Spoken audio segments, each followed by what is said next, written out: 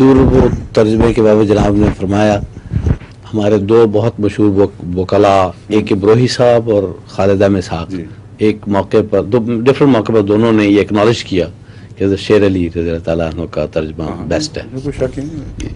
دنیا کے ان کا پتہ نہیں کیا علم کا معیار تھا، لیکن یہ میں دنیا کی چوٹی کے علماء کی بات کر رہا ہوں.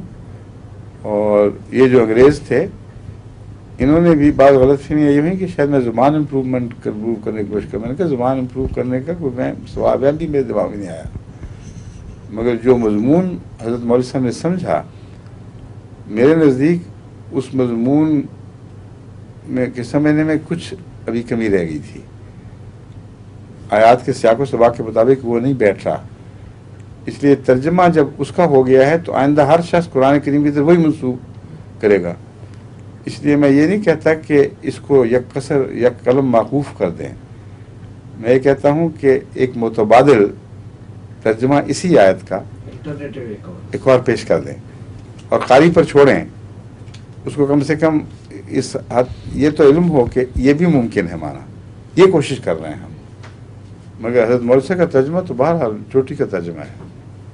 اچھا جی، اب کہتے ہیں وقت ختم ہو گیا. اجازت چاہتا ہوں. ٹھیک ہے، آپ کا پورا ہو گیا راؤنڈ مکمل. ماشاء اللہ. اچھا، خدا